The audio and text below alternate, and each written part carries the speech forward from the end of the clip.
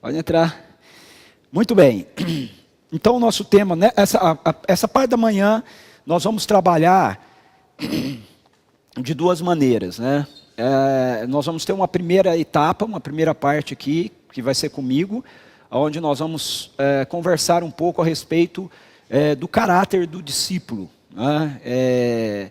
Do que Jesus está formando em nós a partir do Evangelho, né? A partir da vida dele que veio para nós e que está em nós. E aí nós vamos ter um intervalo, né? Um cafezinho, né? Um pão de queijo. Ó, vamos ter pão de queijo, hein? Prestigiar os mineiros, né?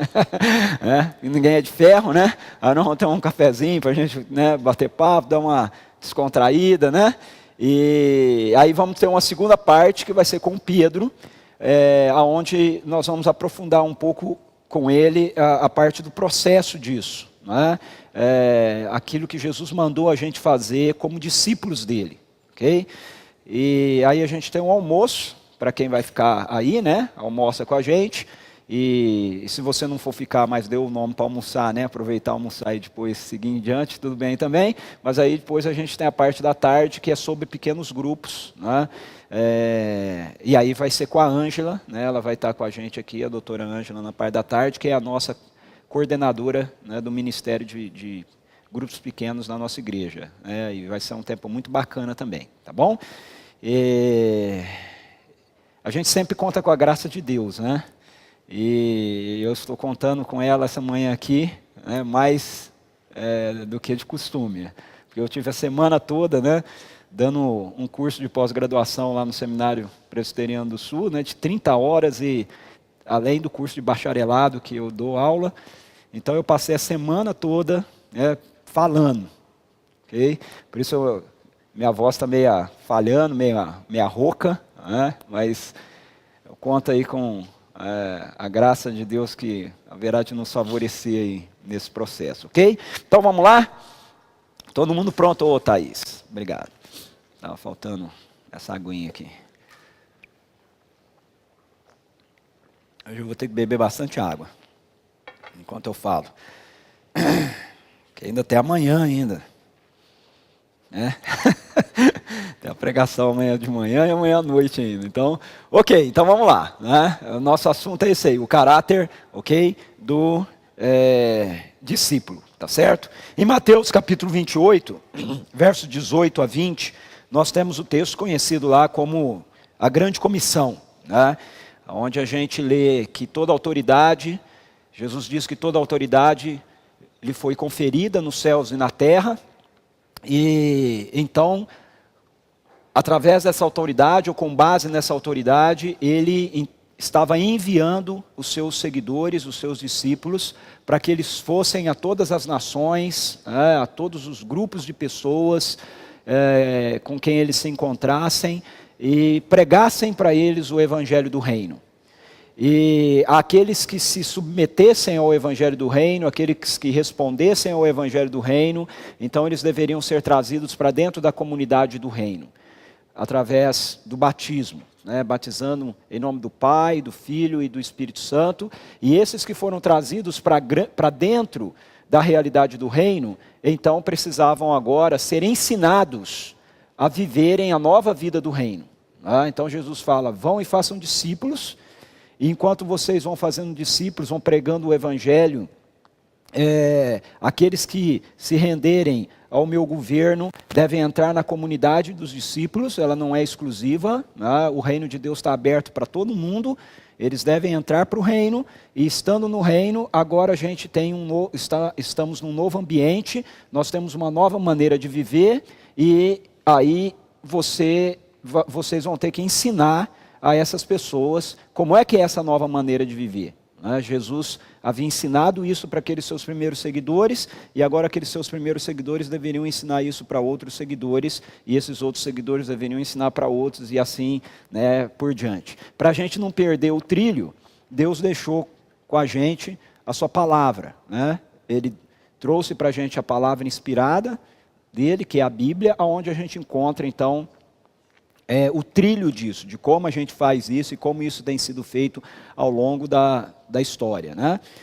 Então nós vamos nos concentrar nessa ordem de Jesus, ok? Façam discípulos, né? Façam novos seguidores. E isso inclui nós aprendermos então a como viver a vida no reino de Deus, ok? Antes de eu continuar, tem umas folhas aqui na frente, ó, se alguém quiser pegar, tiver sem material para anotar, o Toninho vai ajudar a gente aí. No armário lá também temos canetas, viu, Toninho? Se alguém precisar de caneta, é só... Alguém quer folha? É só manifestar aí que o Toninho dá para você.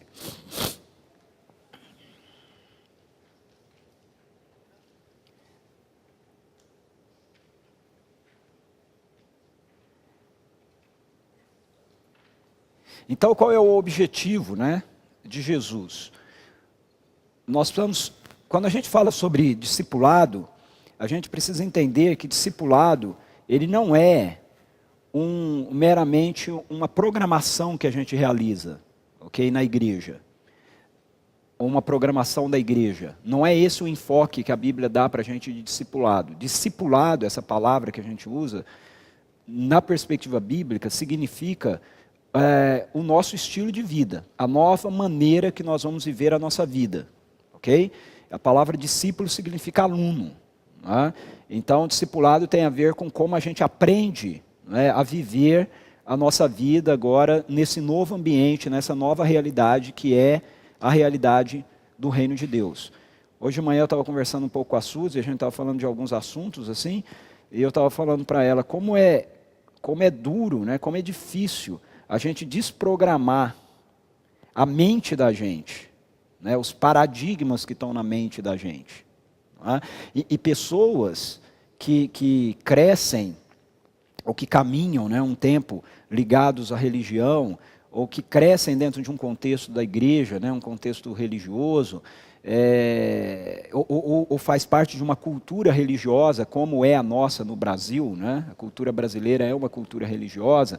Como é difícil a gente entender que a nossa relação com Deus, ela não passa pela religião. Né? Ela não passa pela religião. Ela passa pelo Evangelho, ela passa pela graça de Deus, ela passa por aquilo que Deus fez por nós. Né? Então, sem a gente perceber, vira e mexe, a gente se desvia, né, dessa rota, a gente se desvia desse caminho. Né? A gente tem frases bonitas, às vezes, para explicar isso. Né? A gente fala assim, por exemplo, Deus nos alcançou pela graça, em Jesus, Ele morreu na cruz, e Ele ressuscitou, e Ele nos salvou, mas agora é nossa responsabilidade a gente desenvolver a vida, a gente fazer. Cara, se isso depende de mim, vamos embora. Vamos embora, porque eu não vou dar conta, entendeu? Eu não vou dar. Se é minha responsabilidade ter que viver a vida do jeito que Deus programou que ela fosse, eu não vou conseguir. Eu não vou dar conta. E essa, na verdade, não é a proposta do Evangelho, essa é a proposta da religião. A religião diz para a gente que nós precisamos nos esforçar para que a gente, então, possa ser aceito por Deus. Ok? O que Jesus propõe para a gente é que nós precisamos ser como Ele. Okay? A nossa vida precisa expressar a vida dEle. A vida dEle foi nos dada pela presença do Espírito Santo de Deus que está em nós. Essa é uma chave teológica, ok? Uma chave hermenêutica, de interpretação, que a gente precisa compreender. Quando Jesus fala assim, vocês precisam ser meus imitadores, vocês precisam fazer o que eu faço, vocês precisam viver a minha vida, Ele não está dizendo para a gente que nós temos que nos esforçar ao máximo para tentar imitar a Ele. O que Ele está dizendo para a gente é que nós temos que viver a vida dEle. Por quê? Porque a vida dEle nos foi dada. Se a gente não conseguir compreender essa primeira parte, nós não vamos compreender nada sobre o processo do discipulado, e aquilo que eu vou compartilhar com vocês aqui sobre o caráter do discípulo vai soar para vocês como uma série de regras, né, que a gente precisa se esforçar para cumprir. Né? Ou uma série de atitudes que a gente precisa se empenhar mais para ter aquelas atitudes. Mas, na verdade, o que essa realidade do discipulado é que o discípulo ele é levado a ser como o seu mestre, porque a vida do seu mestre está nele. Okay? Jesus ele coloca isso em Mateus 10, 24 a 25, ele diz assim, o discípulo não está acima do seu mestre, nem o servo acima do seu senhor. Aí ele diz assim, ó, basta ao discípulo ser como o seu mestre, e ao servo como ao Senhor.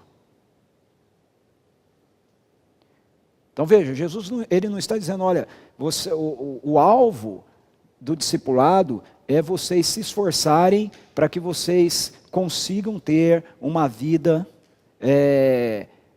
melhor, uma vida mais correta, uma vida que agrade mais a Deus. Não, o alvo do discipulado é vocês serem como eu sou. E Jesus diz isso por quê? Porque a vida dele nos é dada. Essa é a parte que a gente precisa compreender. Quando ele fala que nós temos que ser como ele é, o discípulo ser como o mestre, a diferença dele, do que ele está dizendo em relação a ele, para qualquer outra pessoa, é que isso dito em relação a qualquer outra pessoa, implica numa imitação exterior. Vamos a um exemplo nosso aqui. Se eu quero ser como Toninho, eu vou tentar fazer isso a partir de uma imitação exterior. Porque o Toninho está lá, ele é uma outra pessoa, né, a parte de mim, e eu vou tentar olhar para o que ele faz, como ele faz, o que ele faz, e aí eu vou tentar imitar o que ele faz. Mas em relação a Jesus, quando ele fala, vocês vão ser, o discípulo vai ser como o seu mestre, a vida dele não é exterior a nós, a vida dele está em nós. Certo? Então essa é uma ação interior. Então não é uma imitação que eu faço, não é uma ação que eu faço a partir de uma outra pessoa, para quem eu olho, então eu tento imitar aquilo que ele está fazendo. Não, é uma imitação que acontece a partir da vida dele que está dentro de mim, e que vai transformando então, os meus valores, os meus objetivos, os meus ideais, a minha maneira de pensar, a partir da realidade da vida dele que está dentro de mim. E aí, eu, Ricardo, vou sendo mais como ele, Jesus, que está em mim. Ok? Sendo assim, um discípulo de Jesus Cristo é alguém que tem o caráter de Jesus sendo formado nele. Ok? Essa é uma definição para discipulado. Um discípulo de Jesus Cristo é alguém que tem o caráter de Jesus sendo formado nele. Então, preste atenção na definição. Ok? Um discípulo, ele tem o caráter de Jesus. Né? E o caráter de Jesus vai sendo formado nele. Certo? É em nós. Então, quando o Evangelho nos alcança, quando a gente se rende ao governo amoroso de Jesus, a vida de Jesus nos é dada a partir da presença do Espírito Santo de Deus em nós. Nós somos conduzidos então para uma nova realidade, um novo ambiente de vida, que a Bíblia chama de reino de Deus. A gente continua vivendo nesse mundo mal, nesse mundo com valores desconectados de Deus, mas o mundo bom de Deus, que vai vir plenamente no futuro, ele já chegou para a gente, agora, no presente. Não externamente, mas internamente. Ok? Deu para entender? Não é externamente. Hoje o reino de Deus não está conosco numa esfera externa.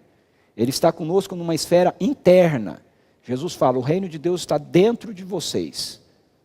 Agora, esse reino que está dentro de nós, ele constitui nesse novo ambiente e através da vida de Jesus que está em nós, ele vai então nos dando condições de viver a partir das realidades dele num mundo que ainda está separado de Deus. Ok? Então, esse é o processo do discipulado que está acontecendo. Né? É uma caminhada, uma longa caminhada de obediência, né? Pelo mesmo caminho, o caminho da graça. Não é que a gente começa com a graça e aí agora a gente vai se esforçar para ser santo, se esforçar para ser melhor. Não, a gente começa pela graça e a gente continua dependendo da graça para que ela transforme realidades, né, no nosso coração, na nossa mente, no nosso jeito de ser, na nossa maneira de agir, para que então a gente seja melhor? Não, para que então a gente seja mais parecido com Jesus. Tá? A gente expresse mais para a sociedade, para o mundo, quem Jesus Cristo é. E aí, com base nisso, a gente pode olhar vários textos da Bíblia, tanto no Antigo Testamento, quanto no Novo Testamento, mas principalmente no Novo Testamento, né, por causa da presença do Espírito de Deus com todos nós, mas tem muitos textos do Antigo Testamento que também serviriam para isso, mas a gente pode olhar um monte de texto no Novo Testamento, ao longo da Bíblia, que vai mostrar para a gente como é que é então essa nova vida, né?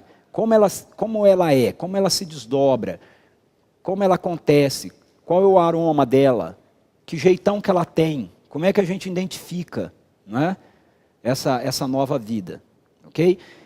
As epístolas, por exemplo, elas são todas escritas dentro dessa dimensão, de apresentar para a gente a nova dinâmica do reino, a nova vida do reino, né? Esse novo caráter que vai sendo formado na vida da gente.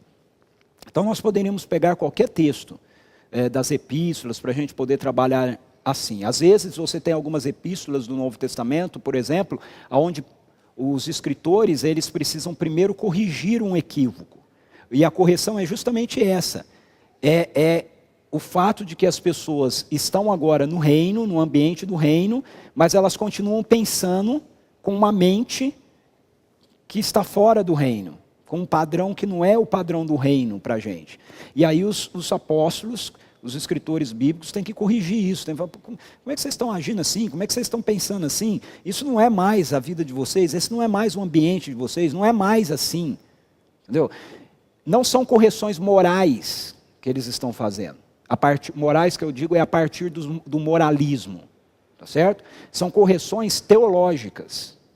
Okay? Correções relacionadas ao ensino que as Escrituras nos trazem de que o ambiente do reino, a realidade do reino de Deus já chegou, já está aqui, está entre nós. Então, entre esses vários textos, eu escolhi um deles para a gente caminhar, tentando delinear esse perfil, né, do caráter de Jesus que está em nós e que vai sendo desenvolvido a partir de nós. Ok? E eu escolhi aquele que dá fundamento, na verdade, o texto que dá fundamento, na verdade, para todos os ensinos das epístolas sobre isso, que é o texto conhecido como as bem-aventuranças no Sermão do Monte. Tá? Então, se você tiver com a sua Bíblia, você abre aí em Mateus capítulo 5. Se você tiver sem Bíblia, não tem importância, porque a gente vai ter os textos aqui, né, sendo projetados. E se você tiver com a sua Bíblia digital, né? Lembre-se apenas de, se for no seu smartphone, mantê-lo no vibracal, né? Para ele não tocar aí no meio do encontro, né? E te assustar. Ok? Muito bem. Então, as bem-aventuranças que aqui esse texto que a gente chama de as bem-aventuranças, na verdade é justamente um dos textos, ou o principal texto, onde a gente tem um perfil para os discípulos de Jesus Cristo sendo delineado. Quando a gente pega as epístolas, por exemplo, e a gente vê os ensinos do apóstolo Paulo e de outros escritores da Bíblia, se você prestar atenção naquilo que eles estão escrevendo e eles estão falando, você vai ver que está tudo baseado, o que eles estão falando, em cima do Sermão do Monte, daquilo que Jesus Cristo disse no Sermão do Monte. Eles vão trabalhando com aspectos diferentes aqui e ali, mas sempre trata de coisas que Jesus falou dentro do Sermão do Monte. Por isso, alguns estudiosos bíblicos, do Novo Testamento, eles falam que o Sermão do Monte é uma espécie de sumário do ensino de Jesus, do ensino do discipulado, do que Jesus quer que a gente aprenda. Você que lê, que gosta de ler, e que lê bastante, você certamente já se deparou com dois tipos de livros com relação a isso. Tem livros que a gente pega e ele tem um índice, ele tem um índice. E tem livros que a gente pega e ele tem um índice e ele tem o sumário. O sumário não é o índice. O índice são os temas que você tem, que vão ser tratados dentro do capítulo. O sumário é o índice com alguma explicação a mais, com alguns itens a mais relacionados àquilo que vai ser tratado.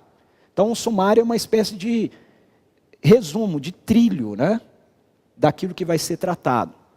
Então, alguns estudiosos do Novo Testamento falam que o Sermão do Monte, ele é um sumário de Jesus sobre a vida do reino, sobre o discipulado, sobre aquilo que Deus está fazendo e realizando na nossa vida. A partir dele você vai ter muito mais, você vai ter um monte de outros assuntos que você vai ver sendo desenvolvidos dentro das Escrituras. Mas você nunca vai ter nada que seja menos do que aquilo que está no sumário. Ok? Muito bem. Então, olhar para as bem-aventuranças é olhar para esse perfil que Jesus Cristo vai delinear dos seus discípulos. Olha como o texto começa. Mateus 5, 1 e 2 diz assim: vendo as multidões, Jesus subiu ao monte e se assentou.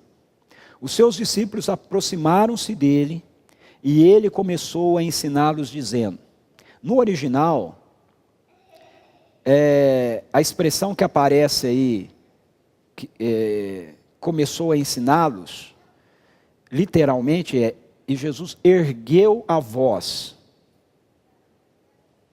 dizendo. Então, Jesus começou a falar mais alto, aquilo que ele estava falando. Porque ele estava falando para os discípulos, mas ele tinha interesse que aquilo que ele estava falando para os discípulos, a multidão que estava ao redor também ouvisse. Por isso, quando a gente termina o Sermão do Monte, ele está falando com os discípulos, mas o Sermão do Monte termina dizendo assim: as multidões ficaram maravilhadas do seu ensino. Porque o ensino era para os discípulos, mas ele tinha interesse que toda a multidão ouvisse. Por quê? Porque uma vez que qualquer pessoa deixasse de fazer parte da multidão e se tornasse discípulo, era aquilo ali que eles teriam que entender que estaria acontecendo na vida deles. Aquilo que Jesus estava ensinando no Sermão do Monte começaria a ser o novo perfil que iria delinear a vida de qualquer pessoa que viesse a se tornar um discípulo de Jesus, um seguidor de Jesus. Ok? Então, o início do Sermão do Monte, como eu já falei, passa por esse ensino das bem-aventuranças. Jesus começa a pregação dele com isso que a gente chama de bem-aventuranças, porque ele repete por 8 vezes essa expressão, por 9 vezes, na verdade, essa expressão, bem-aventurados. Bem-aventurados. As bem-aventuranças, elas são, então, um conjunto de características que Jesus vai pontuando em relação àqueles que se tornam seus discípulos. Tá certo? Por isso, quando a gente pega as bem-aventuranças, a gente com certeza encontra ali um desenho, né, uma forma que vai encaixar qualquer pessoa que se torne um seguidor de Jesus. Eu me tornei um seguidor de Jesus, então eu vou ser encaixado nessa forma aí das bem-aventuranças. E aí o que nós vamos fazer agora é tentar destrinchar um pouquinho, né, essa forma, ok? O caráter do discípulo, então, é desenhado por Jesus a partir dessa expressão, bem-aventurados. E ele começa lá, na primeira bem-aventurança, dizendo assim, bem-aventurados os pobres em espírito, pois deles é o reino dos céus. Veja como começa. Começa com Jesus afirmando o nosso ambiente. Discípulos de Jesus são pessoas que agora pertencem ao reino de Deus. Certo? Bem-aventurados os pobres em espíritos, pois deles é o reino dos céus. A palavra bem-aventurados vem de um termo grego que é makarios. Okay? A palavra makarios significa agraciado. Uma pessoa que foi alvo da graça de Deus. Então todo discípulo de Jesus, ele é uma pessoa que foi alcançada pela graça. Nós não somos discípulos de Jesus porque a gente se esforça para tentar fazer o que Jesus diz para a gente fazer. Nós somos discípulos de Jesus porque a graça nos alcançou. Não é? E esses que foram alcançados pela graça, eles passam agora a pertencerem a uma nova realidade, que é o reino dos céus. Okay? Então, bem-aventurados, agraciados, são os discípulos, os seguidores de Jesus. Por quê? Porque a graça de Deus os trouxe para o seu reino. Ok? Para uma nova realidade. Agora, quem são esses que foram agraciados? Quem são esses que foram trazidos, né, para essa nova realidade, para esse reino dos céus? Quem são esses discípulos? Jesus diz, são aqueles que são pobres em espírito. Pobre em espírito não significa uma pessoa que não tenha recursos materiais. Okay? Pobre em espírito não é uma pessoa que é negativa. Né? Às vezes a gente tem essa expressão, né? Nossa, aquela pessoa é tão pobre de espírito. Não é? Porque a pessoa é negativa, né? Ou é desanimada, ou qualquer coisa do jeito assim, né? Ou tem um pensamento totalmente, né, esquisito, né? A gente fala, né? Nossa, essa pessoa é muito pobre, né, de espírito. Ele não é pobre de espírito, é pobre em espírito. Okay? O que Jesus está colocando aí é o seguinte: quem é discípulo, uma pessoa que se tornou um discípulo, uma pessoa que foi alcançada pela graça, é aquela pessoa que reconhece a sua necessidade de intervenção de Deus na sua vida. É uma pessoa que reconhece que ela, por si mesma, não tem absolutamente condição nenhuma de se apresentar diante de Deus e de ser de tal forma que Deus seja favorável para com ela. Ela entende isso. Ela sabe que não, o grau intelectual dela, o conhecimento que ela tem da vida, os recursos materiais que ela tem ou que ela não tem, a religião dela, não é suficientemente capaz de fazer com que ela possa ser aprovada e aceita por Deus. Então, o discípulo é aquela pessoa que reconhece a sua incapacidade de redenção própria.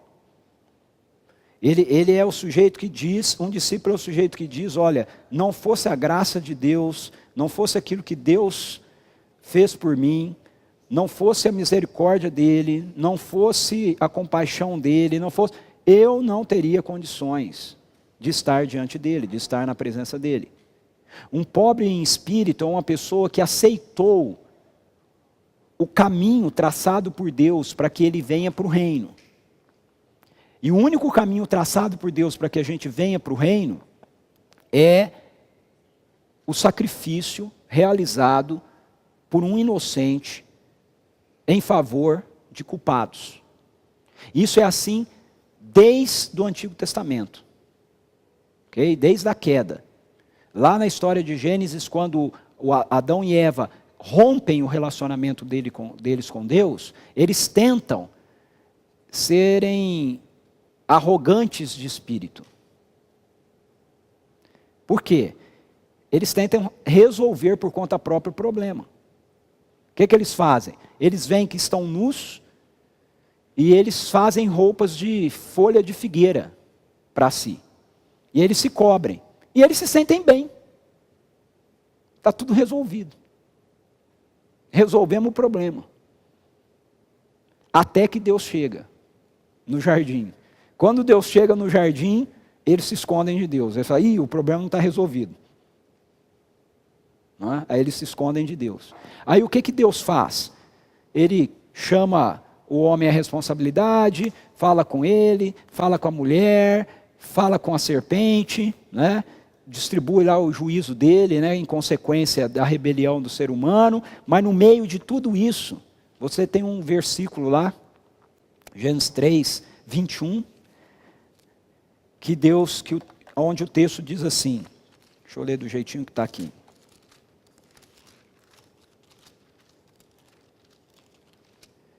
Três, 21, o Senhor Deus fez roupas de pele e com elas vestiu Adão e sua mulher.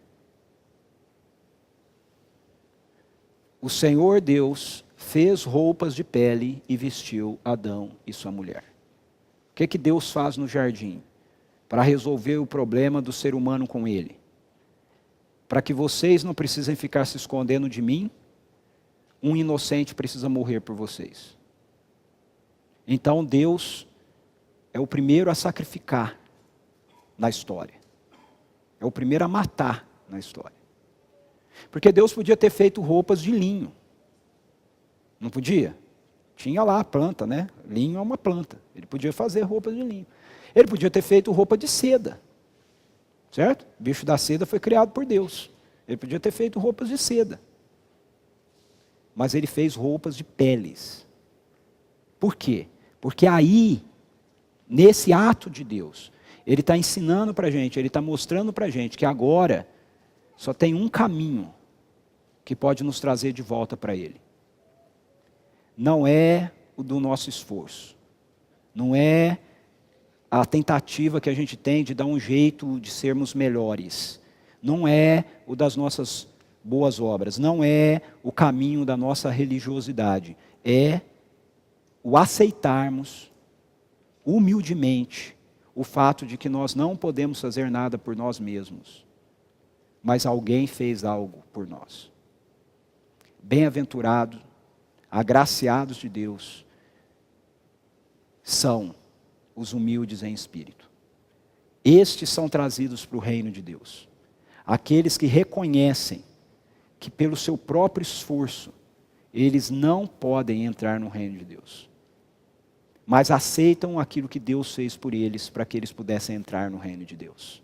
E o que Deus fez por nós, para que nós pudéssemos entrar no reino de Deus, foi nos dar a vida do seu Filho. Uma vida perfeita, para morrer no nosso lugar.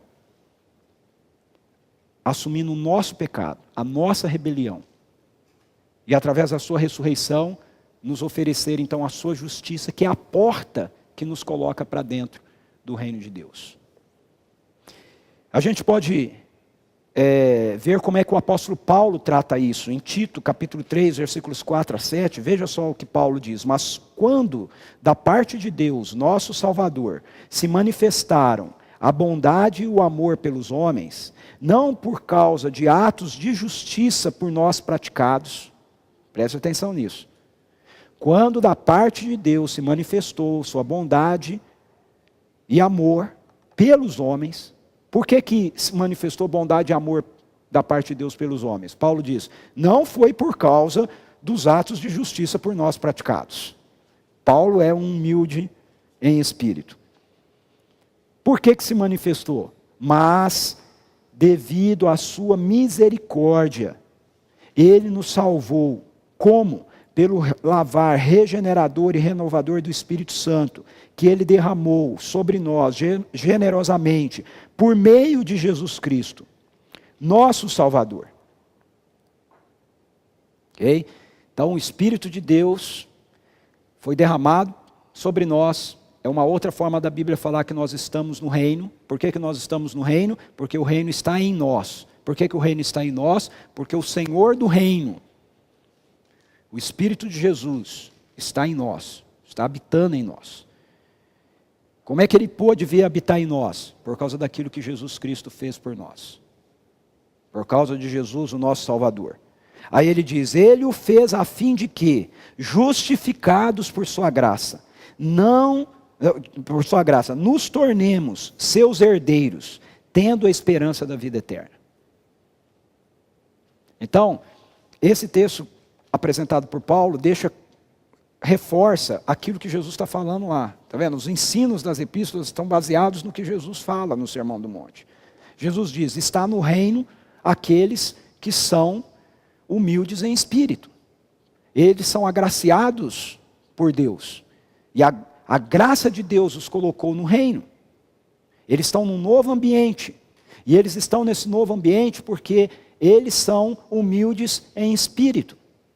Pessoas que reconhecem, que reconheceram e que continuam reconhecendo que o único jeito de estar agora numa relação adequada com Deus é por intermédio daquilo que Deus fez através do seu Filho Jesus Cristo. Fazer só um parentezinho, né? O treinamento sobre discipulado, a gente pode ter qualquer dia aí sobre apologética, né? Como a gente expressa, né, a nossa fé diante de grupos, né, que não entendem as coisas assim, do nosso jeito. Mas, por exemplo, esse é um texto muito interessante para quando você for abordado por testemunha de Jeová, que vem e fala para você, não, Deus é Deus, mas Jesus é criado por Deus, Jesus, ele não é igual a Deus, né, e tudo mais. Presta atenção no joguinho de palavras, né, que Paulo faz aqui. Mas quando da parte de Deus, nosso Salvador, por meio de Jesus Cristo, nosso Salvador. A pergunta que eu faço no testemunho de Jeová com esse texto é, quem que é nosso Salvador? Deus é nosso Salvador ou Jesus Cristo é nosso Salvador? Então, os dois são. Porque, na verdade, é um Deus. O Deus que está em Jesus, o Deus que está no Pai é o Deus que está em Jesus, que é o Deus que está no Espírito Santo. É só um Deus. Então, fecha parênteses, né? Só uma curiosidade. Dúvida quanto a essa primeira questão? Deu para entender? Tem alguma dúvida quanto a isso? Está todo mundo aqui humilde em espírito?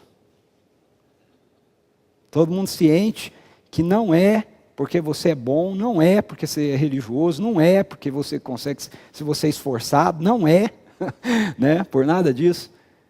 É porque nós, se somos seguidores de Jesus, se somos discípulos de Jesus, somos pessoas que foram agraciadas por Deus, e nós somos agraciados por Deus porque nós reconhecemos a nossa dependência daquilo que Deus tem, né, para fazer, ok? Em nosso favor. Mas o texto continua, e aí Jesus dá para a gente uma outra referência.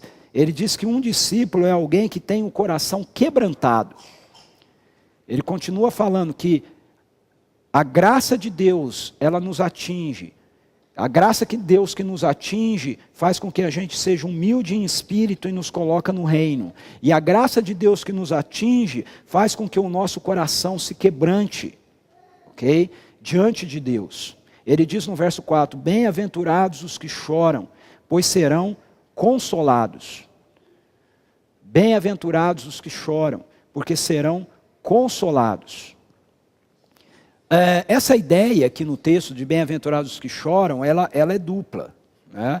Ele está falando de fato que Bem-aventurados são os que choram na ideia de que nós temos sofrimentos na nossa vida e tudo mais, e a gente, independentemente disso, podemos encontrar consolo, mas dentro do contexto daquilo que Jesus vai apresentando para a gente quanto ao caráter do discípulo, esse choro aqui não é apenas um choro em relação a nós estarmos sofrendo, mas é um choro relacionado à nossa alma, né? É chorar e lamentar a nossa condição.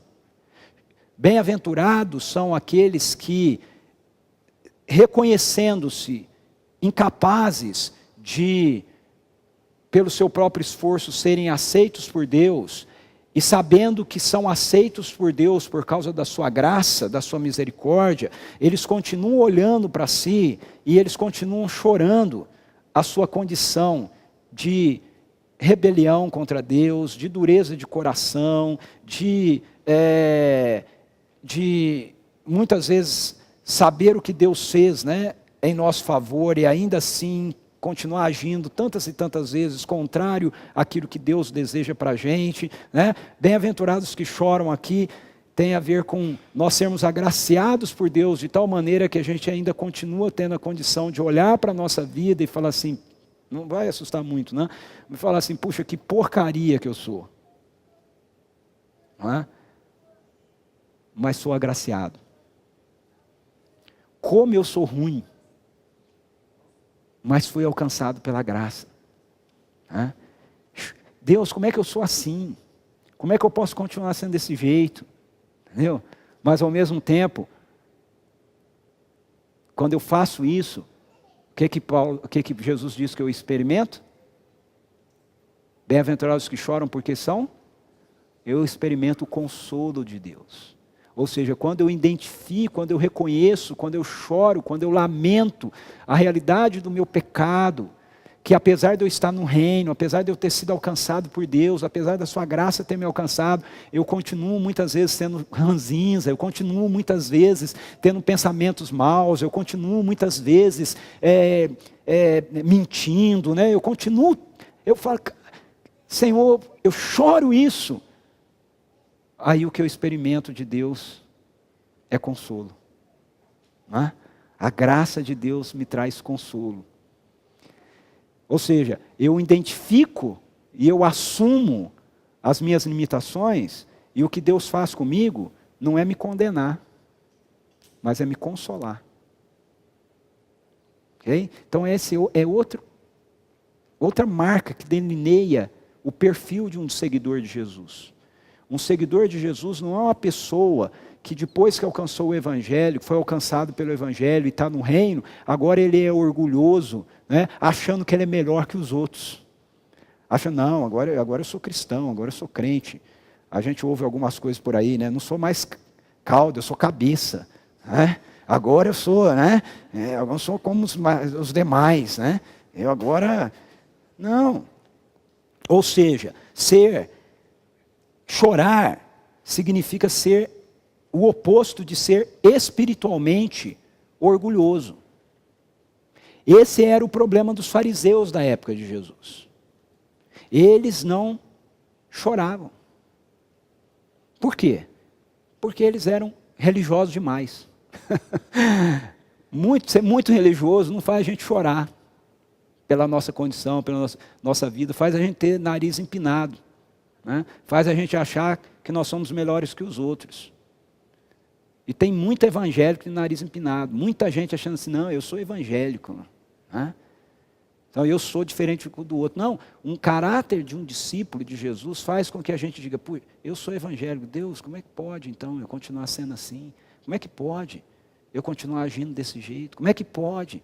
Tantas vezes eu experimento do seu amor, experimento da sua misericórdia, experimento da sua bondade, aí acontece um negócio, estou eu aqui duvidando do Senhor de novo? Estou eu aqui duvidando de novo do seu amor? Estou eu aqui duvidando de novo do seu cuidado? Ah, Deus, tem misericórdia de mim, eu sou ruim demais, né? Minha fé é muito frágil, tem compaixão de mim, Senhor. Ah, Deus, se não depender do Senhor, se não for o Senhor. Então, um discípulo de Jesus é o contrário dessa atitude que a gente acha que, não, a graça nos alcançou, mas agora depende da gente. Depende da gente se esforçar, depende da gente ser melhor. Não, a graça nos alcançou e Deus, eu continuo dependendo dessa graça, porque se não for ela, Deus, eu não vou conseguir. Eu não vou conseguir. Mas eu creio que eu vou conseguir porque eu dependo do Senhor. Deixa eu usar Tiago para nos ajudar com relação a isso aqui. Tiago 4, 7 a 10, ele traz, de novo, um ensino. Esse ensino de Tiago está baseado nessa afirmação de Jesus: bem-aventurados os que choram. Olha o que ele diz: portanto, submetam-se a Deus, resistam ao diabo e ele fugirá de vocês. Aproximem de Deus e ele se aproximará de vocês. Pecadores, limpem as mãos, e vocês que têm mente dividida, purifiquem o coração. Entristeçam-se, lamentem-se, chorem. Troquem o riso por lamento e a alegria por tristeza. Humilhem-se diante do Senhor e Ele os exaltará. Vamos começar dizendo o que Tiago não está falando. O que Tiago não está falando? Ele não está dizendo que se você é um cristão, então você tem que ter uma vida melancólica. Não é isso que ele está falando. Você não pode ser alegre, troque o riso pelo choro, né? Então a gente não pode ser feliz, a gente não pode ser alegre, a gente não pode celebrar, né? Tem igrejas que entendem que isso é assim, né? Se a pessoa é um pouquinho mais animada, um pouquinho mais alegre, né? Ela já fala, a Bíblia fala, hein, que você deve trocar a alegria pelo choro, né? E tal. Não é disso que ela está falando, que ele está falando. Do que ele está falando? Ele está falando dessa atitude que a gente precisa continuar cultivando no nosso coração, de que não é a nossa soberba, não é a nossa vaidade, não é a nossa arrogância, não é achar que nós somos os melhores que vai fazer com que a gente seja aceitos por Deus, ou que a gente vença a batalha, certo? Espiritual, que a gente vença a batalha contra o diabo. Não, é a gente reconhecer que nós continuamos sendo pecadores, que nós continuamos sendo falhos, que nós continuamos sendo limitados, que nós continuamos tendo uma mente dividida, e aí eu lamento isso, eu choro isso. Eu choro essa realidade. E quando eu faço isso, eu experimento o consolo de Deus. Tiago termina isso aqui dizendo que se a gente tiver essa postura diante de Deus, Ele nos exaltará. E exaltar aqui não é a ideia de que Ele vai mostrar que nós somos melhor que todo mundo. É a mesma ideia do consolo. Ele vai nos levantar do nosso lamento, nos levantar do nosso abatimento. Okay? Então, discípulos de Jesus são pessoas que não são arrogantes diante dos outros, que ainda não são discípulos. Discípulos de Jesus são gente que chora porque eles olham para a vida de outras pessoas que são complicadas, confusas e tudo mais, mas eles têm a capacidade também de olhar para a sua própria vida e falar, eu não sou melhor que isso. Eu tenho a condição de ser um bem-aventurado, um agraciado de Deus. Mas não fosse isso, eu não seria melhor que o outro. E isso nos conduz, antes de eu falar que isso nos conduz a terceira atitude, a terceira característica de um discípulo, deixa eu ainda dar mais um exemplo sobre essa questão. Quando a gente compreende isso, a gente também vai compreender que a nossa relação com Deus jamais deve ser usada como parâmetro, tá certo? De referência da vida de fidelidade a Deus, ou da experiência, com a fidelidade de Deus, com a realidade de que nós somos realmente seus discípulos. Nós somos discípulos de Jesus por causa da graça de Deus. Então, às vezes, a gente incorre nesse erro, porque está faltando chorar. Então, eu vou dar um exemplo prático aqui para você entender o que eu estou falando.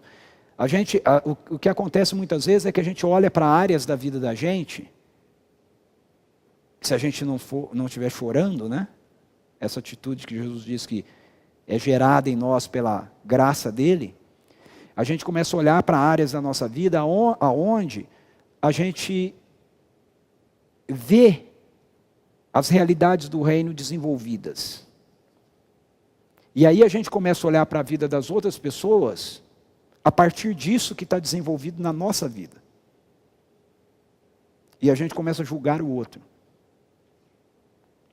baseado no fato de que a gente vive isso.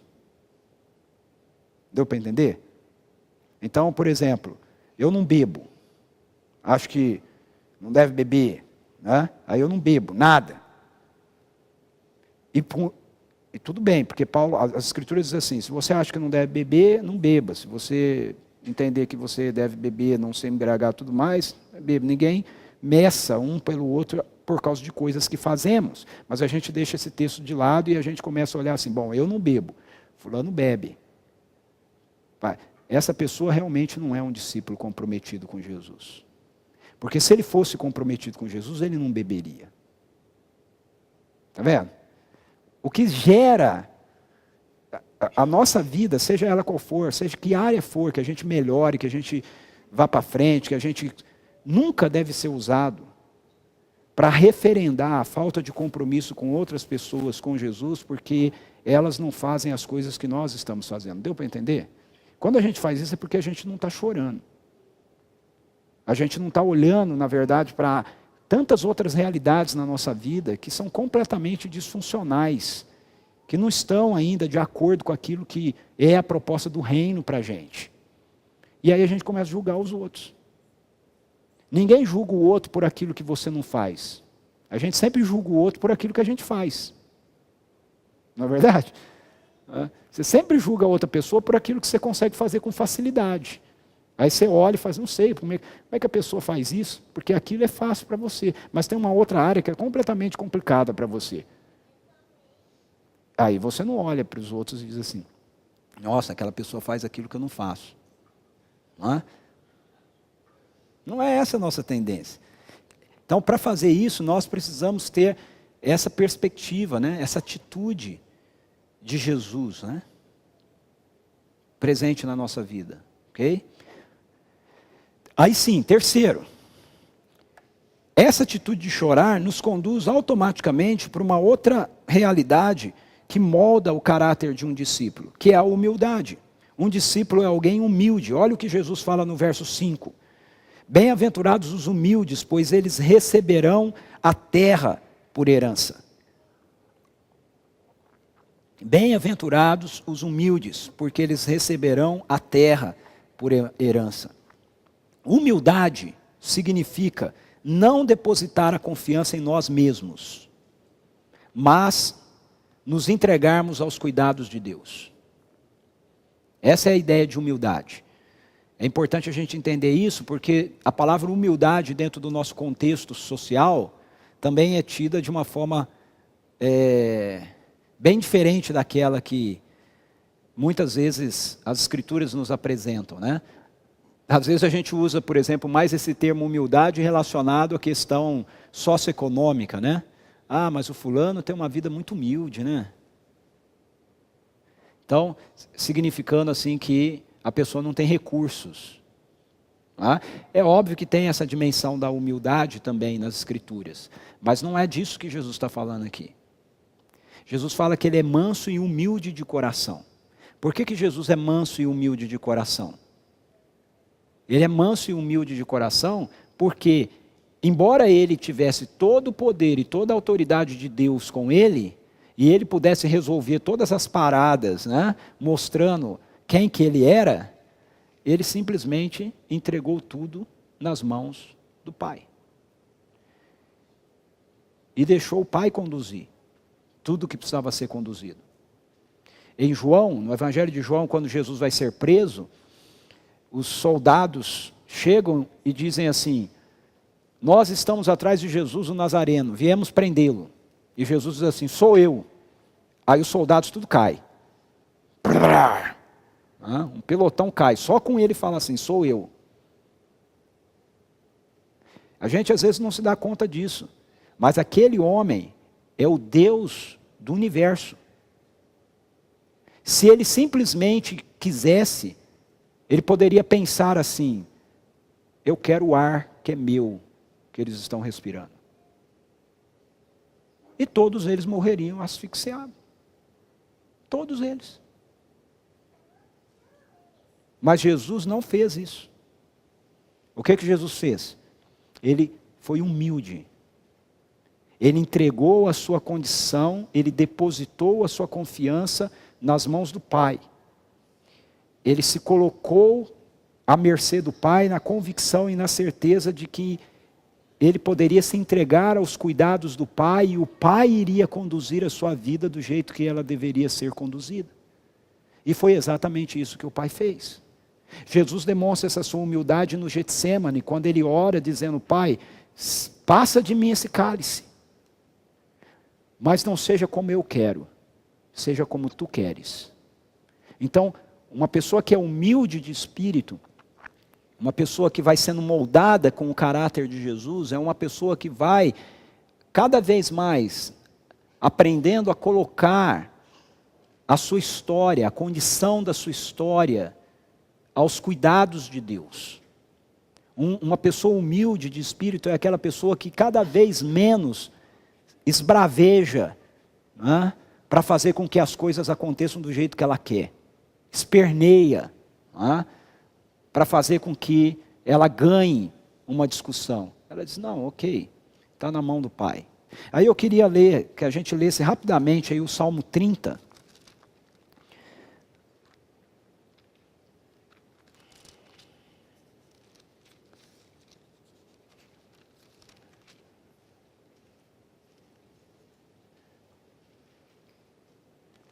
O Salmo 30, ele é um salmo que expressa essa ideia de um coração humilde diante de Deus. Olha só como Davi ora: eu te exaltarei, Senhor, pois tu me reergueste e não deixaste que os meus inimigos se divertissem à minha custa. Senhor meu Deus, a ti clamei por socorro, e tu me curaste. Senhor, tiraste-me da sepultura, prestes a descer a cova, devolveste-me a vida. Cantem louvores ao Senhor vocês, os seus fiéis, louvem o seu santo nome, pois a sua ira dura um instante, mas o seu favor dura a vida toda. O choro pode persistir uma noite, mas de manhã irrompe a alegria. Quando me senti seguro, disse. Essa é uma expressão de um coração arrogante, não humilde, que não está entregando e dependendo da vida dele nas mãos de Deus. E Davi diz que às vezes ele se sentia assim: quando me senti seguro, disse, jamais serei abalado. Senhor, com o teu favor deste-me firmeza e estabilidade, mas quando escondeste a tua face, fiquei aterrorizado. Aí, volta de novo a atitude de humildade no coração dele. A ti, Senhor, clamei. Ao Senhor pedi misericórdia. Se eu morrer e se eu descer a cova, que vantagem haverá? Acaso o pó te louvará? Proclamará a tua fidelidade? Ouve, Senhor, e tem misericórdia de mim. Senhor, sê tu o meu auxílio. Mudaste o meu pranto em dança, a minha veste de lamento em veste de alegria, para que o meu coração cante louvores a ti e não se cale. Senhor meu Deus, eu te darei graças para sempre. Esse é um salmo de humildade. Está vendo como não tem nada a ver com esse negócio? Eu sou um coitadinho. Não, qual que é a expressão do salmo? A expressão do salmo é essa demonstração de que eu reconheço que a minha vida está nas mãos de Deus. Eu reconheço que Ele é aquele que deve conduzir a minha história. Quando é que eu sou arrogante? Davi diz no salmo: quando eu estava bem, quando eu me senti seguro, quando eu achei que eu estava forte, eu falei, ninguém me derruba. Mas aí ele diz, o Senhor escondeu o rosto de mim e pronto. Aí eu caí em mim e clamei de novo ao Senhor, Senhor, tem misericórdia de mim. Então, o contrário da humildade é a arrogância. A arrogância é uma postura de confiança em nós mesmos, que nos impede de ver como somos necessitados de Deus. certo? Isso é arrogância. Você, por exemplo, reconhecer seus pontos fortes, seus pontos positivos, isso não é arrogância. Às vezes o cara fala, não, eu sou muito bom, nossa, que sujeito arrogante. Né? Isso não é arrogância. Não para Deus, pelo menos. Arrogância para Deus é você achar, é você ter uma postura de confiança em você mesmo. Achando que você não precisa de Deus. Não precisa do favor de Deus. Não precisa do socorro de Deus. Não precisa da intervenção de Deus na sua história diária. De novo, às vezes a gente vai criando uns negócios no mundo evangélico que parece muito bonito, mas não é bíblico. Quer ver um exemplo? A gente deve ter uma vida só de gratidão a Deus. A gente não deve pedir nada para Deus. Louvor transforma. Agora eu resolvi que eu não oro mais pedindo nada para Deus, eu só dou graças a Deus. Bom, se você resolveu fazer isso, e às vezes você resolveu, ok? Eu quero dizer que você tomou uma resolução errada. É melhor você voltar a fazer aquilo que a Bíblia diz, tá bom? Por quê? A Bíblia diz que você tem que ser grato a Deus, a Bíblia diz que você tem que louvar a Deus, a Bíblia diz que você tem que dar ações de graça a Deus, mas a Bíblia diz que você tem que suplicar a Deus, que você tem que interceder a Deus, que você tem que pedir a Deus. Jesus diz no Sermão do Monte, pedi e dar-se-vos-á, buscai e achareis, batei e abrir-se-vos-á. Então essa postura da gente achar que a gente não deve pedir nada para Deus, pode parecer um negócio muito espiritual, muito bonito, só que tem um problema, é a arrogância. É a arrogância. Ser humilde de espírito é reconhecer, Senhor, eu preciso do Senhor. Eu preciso que o Senhor continue dirigindo a minha vida. Eu preciso que ela continue sendo conduzida por Ti. Não seja como eu quero, mas como Tu queres. É o que Jesus nos ensinou. Tem uma história que Jesus conta para a gente, para explicar isso, né, de uma forma bem bacana, que está lá em Lucas 18, 9 a 14.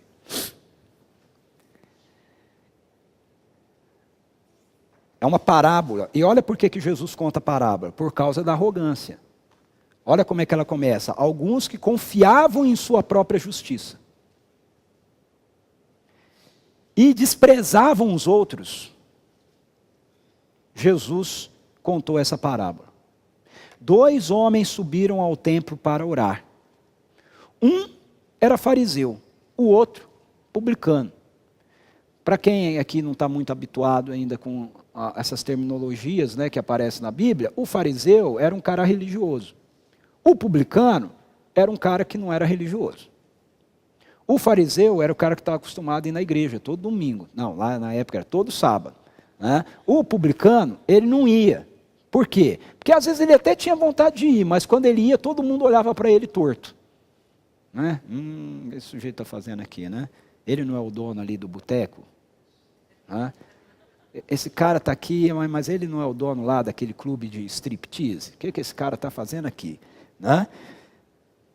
O fariseu, em pé, orava no íntimo. Deus, eu te agradeço. Olha a oração dele. Eu te agradeço, porque não sou como os outros homens. Ladrões, corruptos, adúlteros, nem mesmo como este publicano. Jejuo, aí ele começa a falar das suas qualidades, né? Jejuo 2 vezes por semana e dou o dízimo de tudo quanto ganho. Algumas igrejas de hoje acham esse cara um excelente membro, né? Dá dízimo de tudo quanto ganha. Tinha um pastor aí disputando a tapa, esse cara aqui, para ser membro da sua igreja. Mas o publicano ficou à distância. Ele nem ousava olhar para o céu.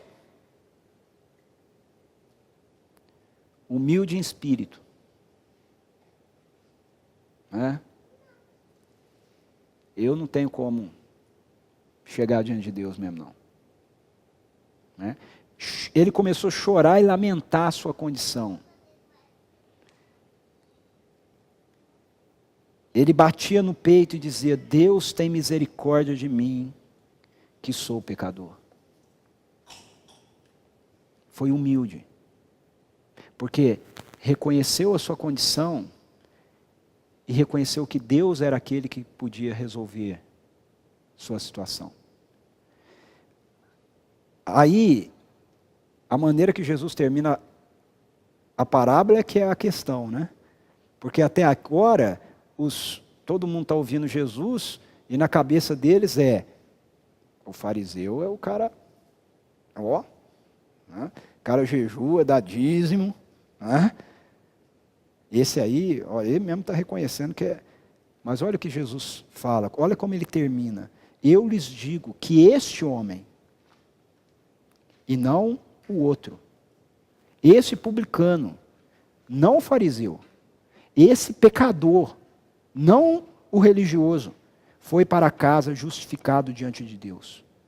Pois quem se exalta será humilhado, e quem se humilha será exaltado. Jesus ele não está defendendo que a gente deve viver uma vida de pecado.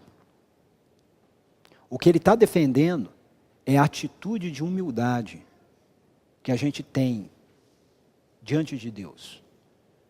Porque, na verdade, todos nós lidamos com uma vida de pecado.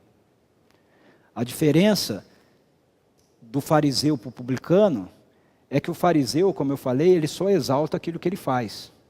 Ele não diz o que ele não faz. Ele só exalta o que ele faz. Então, um discípulo de Jesus é uma pessoa que tem consciência de que ele continua precisando de Deus, que a sua história precisa continuar sendo colocada nas mãos de Deus. Ele é uma pessoa humilde. A quarta característica que Jesus nos apresenta é que um discípulo é alguém que anseia por justiça. Ele diz assim: bem-aventurados que têm fome e sede de justiça, pois serão satisfeitos. Agora, o que significa justiça? A justiça aqui significa a vida dentro do padrão e dos valores do governo amoroso de Deus.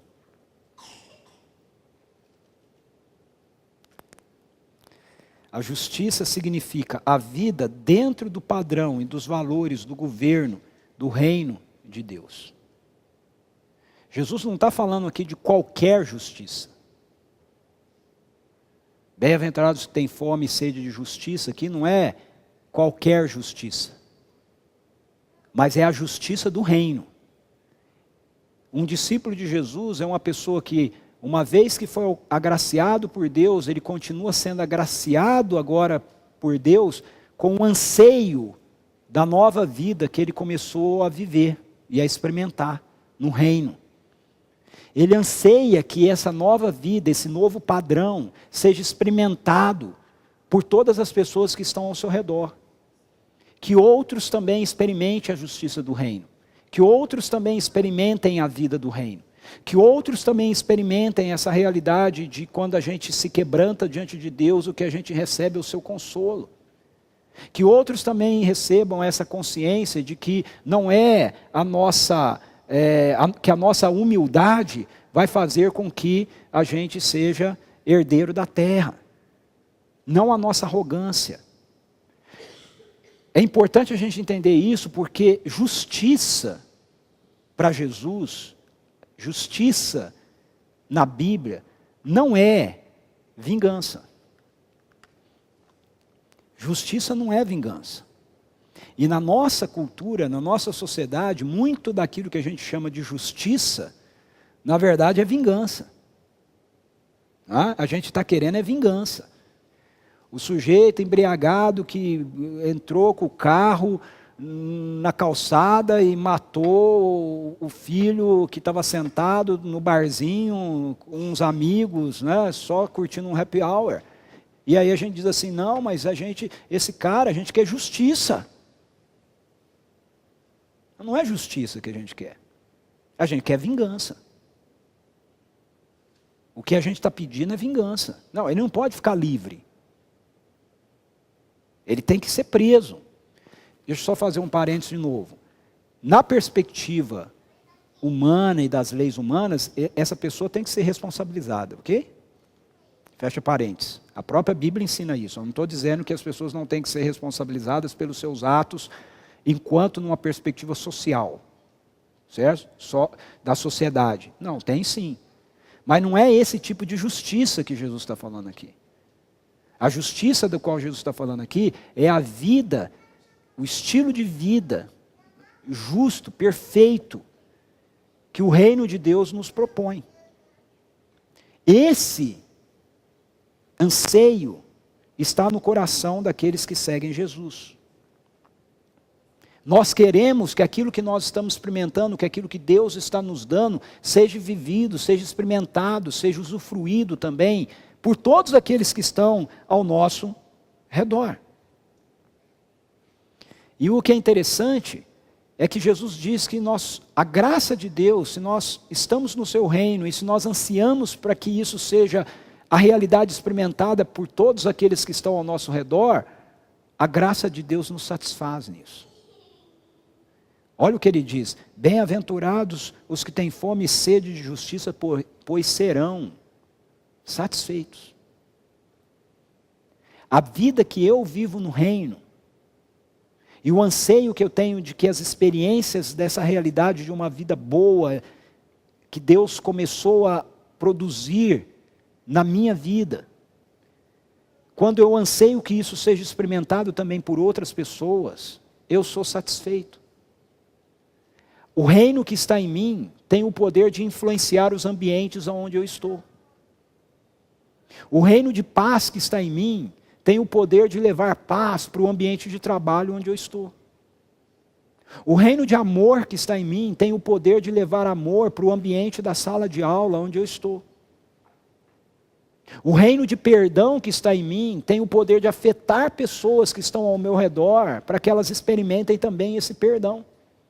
Jesus disse: se você vive no reino, então você anseia que a vida do reino, a justiça do reino, seja experimentada nos ambientes onde você está. E você vai ser satisfeito. Você vai ver isso acontecendo. De formas que às vezes na nossa casa, você é o único convertido. Mas a experiência do reino que você tem afeta a sua casa, afeta a sua família. Às vezes a sua casa é toda, né? Todo mundo da sua casa é convertido, todo mundo anseia o reino, todo mundo vive essa... Aí vem alguém visitar. Você já teve experiência assim? Se a sua casa tem todo mundo assim? Provavelmente você já tenha tido. Chega alguém na sua casa, vem visitar, ela fala assim: nossa, mas a sua casa é tão diferente, né? O ambiente é tão diferente, o clima é tão diferente. Né? Ou você está com pessoas, talvez já tenha tido essa experiência também, e a pessoa fala assim para você: puxa, quando eu estou com você eu me sinto tão leve. Eu me sinto tão leve, eu me sinto tão bem. Eu gosto de conversar com você, porque quando eu converso com você eu saio bem, eu saio animado. O que é isso? É a satisfação do reino fluindo em você. É a justiça do reino fluindo através de você, através da sua vida. Um exemplo de vida justa ou de justiça do reino é a vida do próprio Jesus. Jesus nos diz em Mateus 5, Mateus 5, né? Eu não li o texto ainda, 17, 20, o seguinte: não pensem que vim abolir a lei ou os profetas. Não vim para abolir, mas para cumprir. Pois eu lhes digo que se a justiça de vocês não for muito superior à dos fariseus e mestres da lei, de modo nenhum entrarão no reino dos céus. E aí, muitas vezes a gente lê esse texto e a gente entende que Jesus, ele está falando de novo para a gente, né? A respeito do nosso esforço. Não é essa a sensação que dá? que ele está falando para a gente do nosso esforço, não pense que vim abolir a lei ou os profetas, não vim para abolir, mas para cumprir. Abolir a lei e os profetas significa, eu não vim para não estar de acordo com aquilo que foi ensinado no Antigo Testamento. Não é isso que eu vim fazer. Ele fala, ao contrário, eu vim para viver aquilo que foi ensinado no Antigo Testamento. Porque aquilo que foi ensinado no Antigo Testamento é a vida do reino, é a justiça do reino, que ninguém estava vivendo. E Jesus disse, eu vim para viver isso. E aí ele vai explicar mais algumas coisas sobre a lei, sobre cumprir a lei, e ele conclui dizendo, pois eu lhes digo que se a justiça de vocês não for muito superior. Essa frase, quando a gente lê, a gente pensa em termos morais. A gente pensa, se a justiça de você não for muito superior, a gente entende Jesus dizendo o seguinte, mas se as suas atitudes, seus atos, as coisas que você faz não for muito melhor, não for muito superior do que a dos outros, então você não herdará o reino de Deus. Mas se você entender a justiça lá das bem-aventuranças, você vai entender essa justiça que ele está falando aqui. A justiça que ele está falando das bem-aventuranças é o estilo de vida do reino. A justiça que ele está falando aqui, então, se o estilo de vida de vocês não for muito superior, não for muito diferente do estilo de vida dos fariseus, vocês não herdarão o reino dos céus. Por quê? Porque essa justiça dos fariseus, esse estilo de vida dos fariseus, não é a vida do reino. Não é a justiça do reino. Então, se você vive isso, você não estava, na verdade, herdando um reino. Mas se você vive a justiça do reino, que é a justiça superior, o estilo de vida do reino, que é superior, então isso significa que vocês estão, na verdade, no reino de Deus. Qual é o padrão de justiça do reino dos céus? Que Jesus fala que deve ser muito superior à dos escribas e dos fariseus. Aí ele vai dar uma série de exemplos para a gente no Sermão do Monte. Mateus 5, 21 até 6, 34, por exemplo, ele nos dá uma série de exemplos do que ele está chamando de justiça do reino, ou seja, qual é esse estilo de vida do reino, que é muito superior ao estilo de vida dos fariseus. O estilo de vida dos fariseus era um estilo de vida marcado e delineado por regras exteriores que a gente tinha que cumprir, e que se a gente cumprisse, a gente se sentiria seguro e satisfeito nelas. E Jesus fala, a justiça do reino é produto de uma transformação interior. A nossa transformação interior, a realidade de mudanças de valores no nosso coração que afetam as nossas posturas exteriores. Então veja, é bem diferente uma coisa da outra. É muito diferente você se esforçar para ter um conjunto de regras que você está cumprindo, e porque você cumpre essas regras, você se sente então seguro de que você é uma pessoa boa, e você reconhecer que uma nova realidade, novas atitudes estão surgindo dentro de você, e essas novas atitudes, essas novas realidades fazem você começar a olhar para a vida de uma maneira diferente. Então ele dá uma série de exemplos aí, que vai desde a questão de você não olhar para uma mulher com intenção impura no coração, de você resolver o conflito com as pessoas, não através de você querer que os seus direitos sejam aceitos, mas através do perdão e através de pedir perdão, entre a questão da violência, né, de você resolver o problema do ódio no seu coração, no lugar de tentar lidar apenas com a questão da violência física, e um monte de outros exemplos que ele vai dando. Ele sempre começa assim, ouviste o que foi dito, não adulterarás, eu porém vos digo, aquele que olhar para uma mulher com uma intenção impura no coração já adulterou com ela. Então, a justiça do reino, a vida do reino, é uma vida que propõe-nos uma maneira de lidar com a vida de uma forma diferente daquela com a qual a nossa sociedade lida. Agora, a grande questão que vem aí, que fica para a gente aqui, né, quem é capaz de viver essa justiça do reino?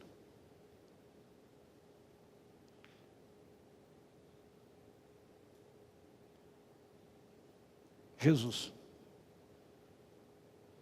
Só Jesus. Eu não sou. E você também não é. Por isso que ele começa dizendo assim: não pensem que eu vim revogar a lei e os profetas. Eu vim cumprir. Ou seja, ele está dizendo: eu vim viver a justiça do reino. Ele não diz assim: não pensem que eu vim revogar a lei e os profetas. Eu não vim revogar. Eu vim exigir que você cumpra a lei e os profetas. Ele não diz isso. Porque nós não somos capazes de cumprir. Ele diz: eu vim cumprir a lei e os profetas. Por isso, se a justiça de vocês não excederem muito a dos escribas e fariseus, vocês não podem herdar o reino dos céus. Eu espero conseguir fazer na sua cabeça a junção das coisas aqui, né? O que Jesus está dizendo? É que se você continuar tentando viver a vida do reino no mesmo padrão de justiça dos fariseus, você não vai conseguir. Os fariseus diziam assim: não adulterem. Significa que você tem que se esforçar para não adulterar. Aí Jesus vem e diz assim: aquele que olhar para uma mulher com intenção impura no coração já adulterou com ela. Se a gente lê isso no mesmo padrão da justiça dos fariseus, como é que a gente vai entender? O negócio piorou. Porque para os fariseus era: não adulterar significa você não ter um relacionamento físico. Para Jesus, então, você não pode nem ter uma intenção.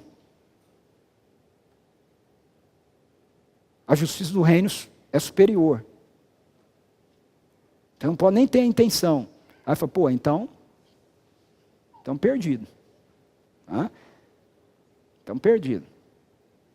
Porque ao longo da nossa vida, homens, né? Quantas vezes a gente já olhou para a mulher com uma intenção impura no coração? Nem que tenha sido por 3 segundos. Opa, não é isso, Jesus falou que não pode. Homens geralmente têm lutas com isso. Quantas mulheres, né? Já não alojou no coração, né? O ódio por outras pessoas, né? E Jesus: não matarás, eu porém vos digo, aquele que odiar seu irmão já matou. Mas sabe por que isso é complicado para a gente? Porque nós estamos lendo na mesma justiça dos fariseus. Nós estamos entendendo do mesmo jeito. Os fariseus dizem, a justiça dos fariseus é: esforce-se. E aí a gente lê esse negócio de Jesus e a gente acha que Jesus está dizendo para a gente se esforçar para cumprir a lei. Mas presta atenção no que ele disse antes. O que ele disse antes? Eu vim cumprir a lei. Então quem que é aquele que olha para uma mulher e que não tem intenção impura no coração com ela? Jesus. Ele cumpriu isso. Quem é aquele que olha para um inimigo e não tem vontade de estrangulá-lo, esganá-lo, mas ora para que Deus perdoe? Jesus. Então, o que Jesus está nos dizendo é que a maneira da gente fazer isso é nós dependermos da vida dele em nós, do que ele fez por nós. Jesus cumpriu isso. E se eu dependo dele, então a vida do reino vai fluir de mim. Nessa perspectiva também. Talvez Paulo possa nos ajudar aqui. Romanos 4, 25 e 5:1. Olha o que Paulo diz: ele foi entregue à morte por nossos pecados e ressuscitou por nossa justificação. Eu vim cumprir a lei e os profetas. Vocês não podem cumprir. Eu vim cumprir. E eu cumpri.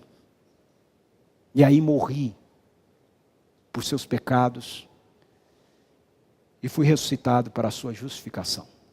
Por isso, em seguida, Paulo vai dizer: tendo sido, pois, justificados pela fé, Temos paz com Deus por nosso Senhor Jesus Cristo. Agora nós estamos em paz com Deus. Por quê? Porque o estilo de justiça do reino que Jesus vive está dentro de nós. A vida dele está dentro de nós. Aquele que cumpriu a lei está dentro de nós. E isso faz com que eu esteja em paz com Deus. E as realidades, então, no meu coração, na minha história, na minha vida, começam a ser transformadas de dentro para fora. Em quinto, Jesus diz que um discípulo é alguém que é misericordioso. Olha o que ele fala no verso 7. Bem-aventurados os misericordiosos, pois obterão misericórdia. Ser misericordioso é compadecer-se da miséria alheia. Ser misericordioso é não responder da maneira que a pessoa merece. Então, quando eu experimento essa realidade da justiça do reino em mim, através do reconhecimento de que o único que pode viver e cumprir a lei é Jesus, e Ele fez isso, e agora Ele está em mim, então eu começo a olhar para o outro com misericórdia. Porque eu reconheço a miséria do outro na minha miséria. Eu consigo me compadecer da outra pessoa. Porque eu conheço as minhas limitações, as minhas misérias. Porque eu sei que se tem coisas na minha vida que não são do jeito que é na vida de uma pessoa, é porque Jesus Cristo está habitando em mim. É porque o reino de Deus chegou em mim. Então eu paro de olhar para uma pessoa drogada, por exemplo, como um sujeito à toa. Eu paro de olhar para uma pessoa que tem uma luta com algum vício na sua vida, com alguma enfermidade, né? Às vezes uma depressão ou qualquer coisa assim, como uma pessoa que na verdade não se esforça. Eu paro de olhar para os outros e julgar as limitações dos outros, dizendo, na verdade se você quisesse, você faria diferente, isso aí é falta de vontade. Não, eu começo a ter misericórdia da pessoa.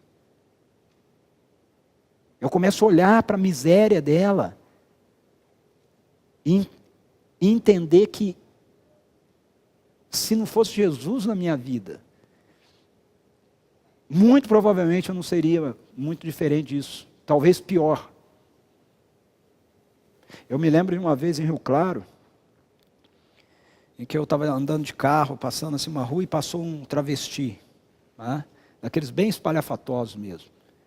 Era um baita de um negrão assim, 1,90 m mais ou menos, mais braço do que o meu, com uma sainha cor-de-rosa, um buchezinho, uma boca toda borrada de batom,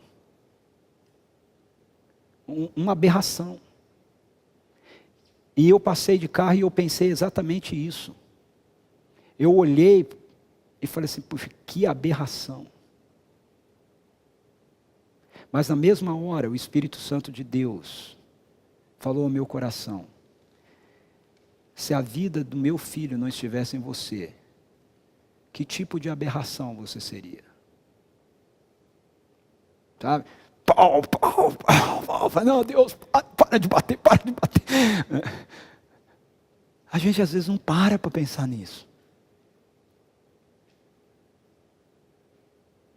Se a vida do Espírito Santo de Deus não estivesse em nós, que tipo de aberração a gente seria? Talvez não seria uma assim, né? Mas talvez nós fôssemos, por exemplo, uma aberração de arrogância. De preconceito.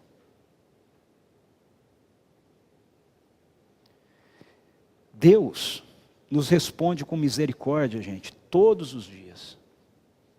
Todos os dias. Nós somos miseráveis. E Deus olha para a nossa miséria todos os dias. E Ele nos responde com misericórdia todos os dias. Jeremias, lá em Lamentações, ele diz assim, graças ao grande amor do Senhor, é que não somos consumidos. pois as suas misericórdias são inesgotáveis, renovam-se cada manhã, grande é a sua fidelidade. Todos os dias, todas as manhãs, toda vez que o sol raia, Deus olha para o nosso mundo de novo com misericórdia. Porque se Ele não fizesse isso, tudo isso aqui já tinha sido destruído há muito tempo. Um momento na história bíblica, quando Ele deixou de olhar com misericórdia, Ele falou, não aguento mais. Ele destruiu o mundo com o dilúvio. Mas aí Ele falou, eu nunca mais deixo de olhar para o ser humano, para o mundo criado, com misericórdia. Eu nunca mais vou destruir, por causa do pecado do ser humano. E para Ele fazer isso, todos os dias, Ele tem que olhar para o nosso mundo com misericórdia. Discípulos de Jesus são pessoas que têm essa atitude sendo moldada dentro deles, porque a misericórdia de Deus está em nós. Deixa eu caminhar um pouquinho mais rápido, porque já venceu o nosso horário, e o Pedro precisa trabalhar o dele, né? E a gente tem que parar para o cafezinho e para o pão de queijo, né? A gente pode até atrasar o Pedro, mas o cafezinho a gente não... Né? Em sexto lugar, um discípulo é alguém que tem um coração santificado. Veja o que Jesus fala no verso 8. Bem-aventurados os puros de coração, pois eles verão a Deus. Bem-aventurados os puros, outra tradução traz limpos de coração, pois verão a Deus. De novo, a nossa tendência é ler essa frase moralmente, né? Pensando assim, bem-aventurados os limpos de coração, bem-aventurados os puros de coração, significa bem-aventurados aqueles que o coração não aloja pecado, né? Não tem, né? Mas veja, não é isso que Jesus está falando. O que significa ser limpo de coração? O que significa ser santificado?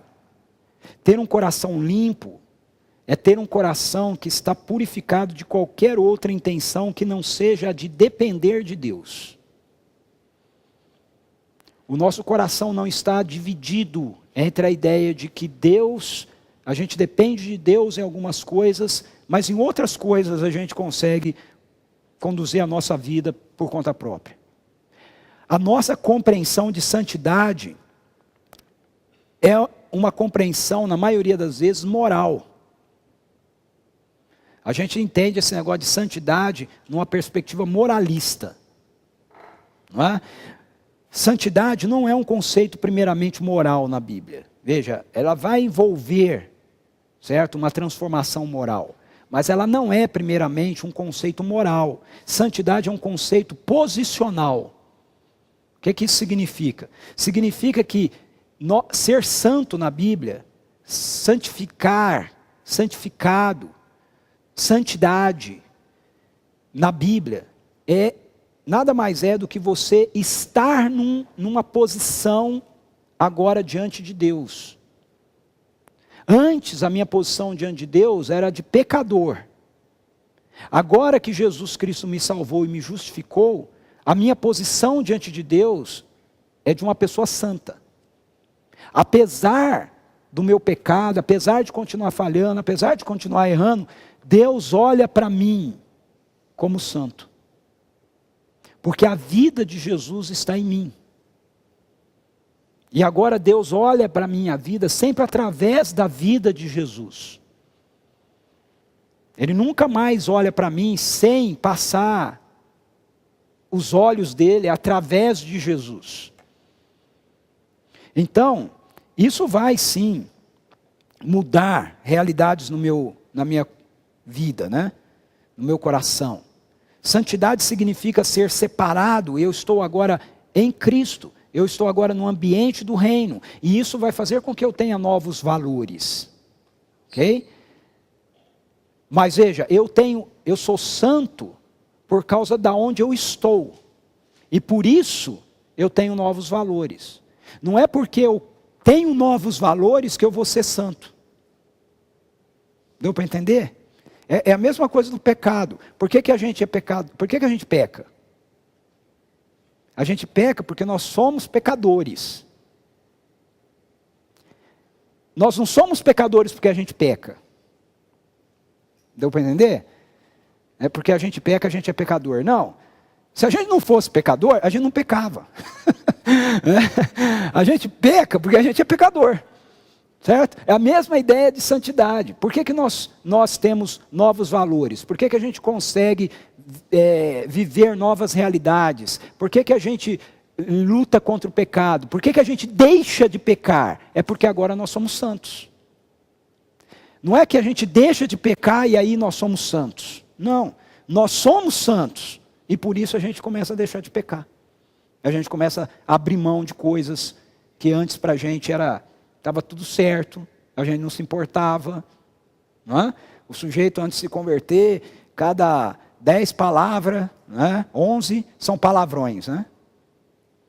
Aí o cara se converte. Ele não deixou de falar palavrão e por isso ele ficou santo. Não, ele ficou santo e por isso ele foi deixando de falar palavrão. De vez em quando escapa um ou outro, né? Mas ele continua sendo santo.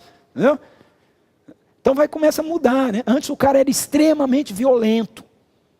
Aí ele se converte. Aí não é porque ele deixou de ser violento, ele se esforça para não ser violento, que ele vai ser santo. Não, ele é santo e por isso ele começa a deixar de ser violento. Certo? Então essa é a ideia de limpo de coração. O nosso coração está separado agora para Deus. Ele está em Deus. Jesus, em João 17 a 19, ele diz assim: santifica-os na verdade. Olha o pedido dele. Ele está orando para Deus, para o Pai. Ele diz assim: santifica-os na verdade. A tua palavra é a verdade. Assim como me enviaste ao mundo, eu os enviei ao mundo. Em favor deles eu me santifico, para que também eles sejam santificados na verdade. O que eu quero chamar a atenção para você aqui é o seguinte: se santidade tem a ver com uma perspectiva moral, e Jesus não tinha pecado, então como é que ele fala que ele se santifica? Ele não sabe se santificar, ele não tem pecado. Não é? É que santidade tem a ver com separação. O que Jesus está dizendo aí é: eu me separo em favor deles. No caso dele, ele está se separando no quê? No sacrifício deles. Por nós. Okay? Eu faço isso em favor deles. Para que então eles possam também serem separados na verdade do Senhor. Um discípulo é um pacificador. Verso 9 diz assim: bem-aventurados os pacificadores, pois serão chamados filhos de Deus. Pessoas pacificadoras são aquelas que sempre fazem a opção pelo bem. São pessoas que sempre promovem a reconciliação. Esses são os pacificadores. A graça de Deus nos abençoa com um coração cheio de paz. Bem-aventurado, agraciados são os pacificadores. Efésios 4:32 fala assim: sejam bondosos e compassivos uns para com os outros, perdoando-se mutuamente, assim como Deus os perdoou em Cristo. Essa é a atitude de pacificadores. Eles sempre promovem a reconciliação, eles sempre promovem o bem, eles sempre promovem a paz. Eles nunca fazem a opção pelo mal. Eles fazem sempre a opção pelo bem. Vou usar um exemplo bem prático. Você está no shopping, né? O Saulo e a Ilse estão no shopping lá andando, aí eu estou por lá, aí eles estão num lado do corredor, eu do outro, e eu não os cumprimento. Se eles são pacificadores, depois eles encontram comigo e dizem assim: ô pastor, nós vimos você no shopping, você nem nos viu, né, e tal, e tudo mais. Beleza. Se eles não são, eles são assim: poxa, pastor, vê, fingiu que não viu a gente. Certo? Um pacificador é uma pessoa que está sempre fazendo a opção pelo bem. Ele está sempre escolhendo o bem. Está sempre escolhendo olhar a coisa do ponto de vista do bem. Tá? É a história do copo d'água, né? Você tem meio copo d'água, se você é um pacificador, você fala: puxa, o cara me deu um copo quase cheio. Né? Se você não é, você fala: pedi um copo d'água, o cara me deu só metade. Um discípulo é alguém que está pronto para a cruz. Essa é a última característica do perfil de um discípulo, do caráter de um discípulo, que é formado pela graça de Deus. Um discípulo é alguém que está pronto para a cruz. Jesus diz, bem-aventurados os perseguidos por causa da justiça. O que é a justiça aqui? O estilo de vida do reino. Bem-aventurados são aqueles perseguidos por causa do estilo de vida do reino, pois deles é o reino dos céus. Se você viver no reino, você vai ser perseguido por causa da justiça do reino. E se você está sendo perseguido por causa da justiça do reino, a graça de Deus está dizendo, você realmente está no reino. Bem-aventurados serão vocês quando por minha causa os insultarem, os perseguirem e levantarem todo tipo de calúnia contra vocês.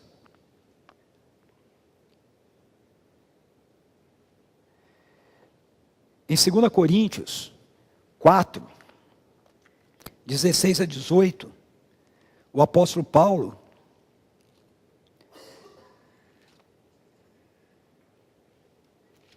ele nos lembra que a perseguição, as lutas, as demandas que a gente enfrenta aqui, elas são incomparavelmente menores do que aquilo que a gente tem para experimentar e usufruir na realidade do reino de Deus. Ele diz assim, por isso não desanimamos, embora exteriormente estejamos a desgastar-nos, interiormente estamos sendo renovados dia após dia, pois os nossos sofrimentos leves e momentâneos estão produzindo para nós uma glória eterna que pesa mais do que todos eles.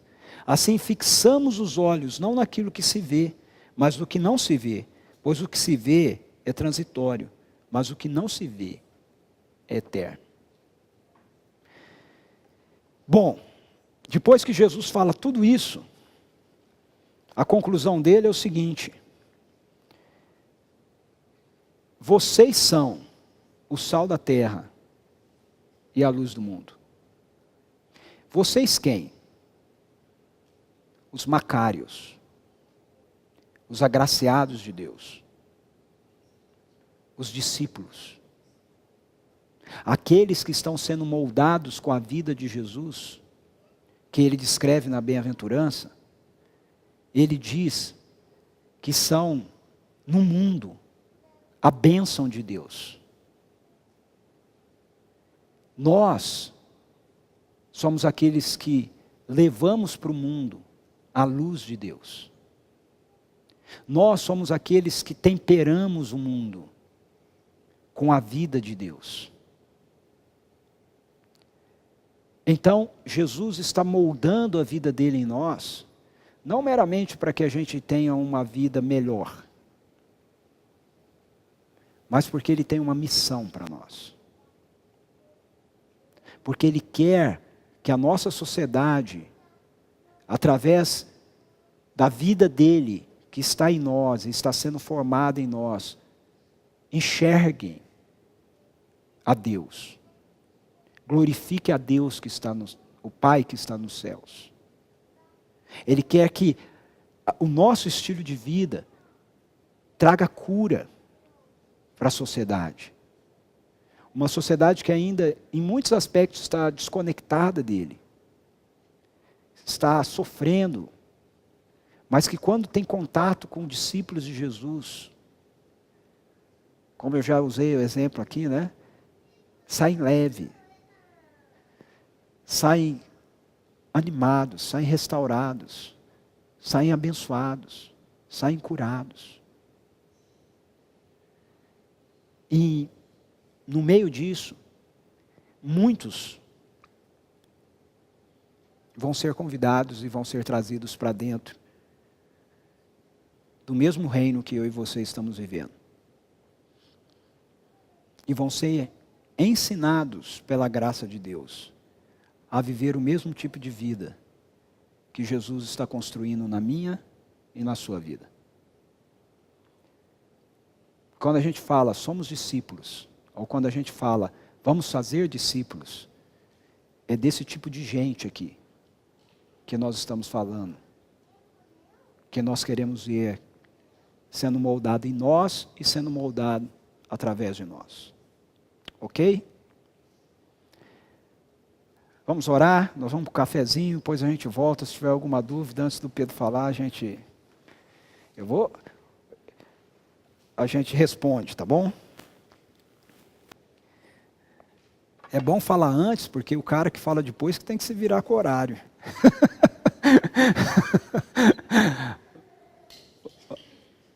Senhor, muito obrigado, Deus, por esse tempo aqui. Obrigado, muito obrigado pela tua graça. Obrigado porque nós somos alcançados por ela. Somos macários. Somos agraciados por ti.